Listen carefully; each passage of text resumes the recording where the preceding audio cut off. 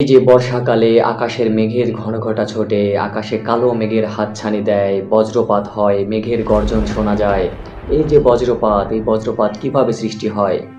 কখনো কি মনে প্রশ্ন জেগেছে এই বজ্রপাত কিভাবে সৃষ্টি হয়? চলুন আপনাদের বোঝানোর চেষ্টা করি বজ্রপাত কিভাবে সৃষ্টি হয়। বজ্রপাতের বিষয়টা বোঝানোর আগে জানা দরকার মেঘ কিভাবে সৃষ্টি হয়। এই যে আমাদের পৃথিবী পৃষ্ঠ, এই পৃথিবীর মধ্যে নদী নালা, খাল বিল, জলাশয়, সমুদ্র, মহাসাগর, এই জলাশয়গুলোতে হাজার হাজার কোটি কোটি কিউবিক মিটার পানি রয়েছে। সূর্যের তাপে এই জলাশয়ের পানিগুলো উত্তপ্ত হয়ে জলীয় বাষ্প আকারে উপরের দিকে উঠতে থাকে। স্বাভাবিক পর্যায়ে জলীয় বাষ্পের তাপমাত্রা বেশি থাকে, কিন্তু দূরত্ব ও সময়ের ব্যবধানে যখন এই জলীয় বাষ্প উপরের দিকে উঠতে থাকে তখন এর তাপমাত্রা কমতে থাকে। কোনো একটা সময় এই জলীয় বাষ্পের তাপমাত্রা শূন্যতে গিয়ে পৌঁছায় এবং আকাশে মেঘের সৃষ্টি করে। জলীয় বাষ্পের ছোট ছোট অণুগুলো ক্ষুদ্র ক্ষুদ্র মেঘের জলকণার সৃষ্টি করে, যার ফলে আকাশের মেঘের সৃষ্টি হয়। এবার চলুন দেখে আসি বজ্রপাতের সৃষ্টি হয় কিভাবে।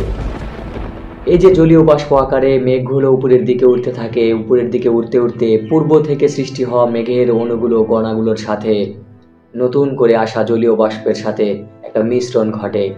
পূর্ব থেকে সৃষ্টি হওয়া মেঘের কিছুটা অংশ ইলেকট্রনকে ছেড়ে দেয়, যার ফলে সেই মেঘের মধ্যে পজিটিভ চার্জের তৈরি হয়, এবং মেঘের অন্য কিছুটা অংশ ইলেকট্রনগুলোকে ধরে নেয়, যার ফলে সেই মেঘের অংশের ভিতরে নেগেটিভ চার্জের তৈরি হয়। এই মেঘের ভিতরে নেগেটিভ এবং পজিটিভ চার্জের কোনো একটা সময় ডিসচার্জ হয়, অর্থাৎ নেগেটিভ এবং পজিটিভ অণুগুলোর বিস্ফোরণ ঘটে, একত্রিত হয়। এই মেঘের ভিতরে সৃষ্টি হওয়া নেগেটিভ এবং পজিটিভ চার্জ কোনো একটা সময় একটা জায়গায় মিলিত হয়, যার ফলে আগুনের স্ফুলিঙ্গ দেখা যায় এবং বিদ্যুতের ডিসচার্জ ঘটে।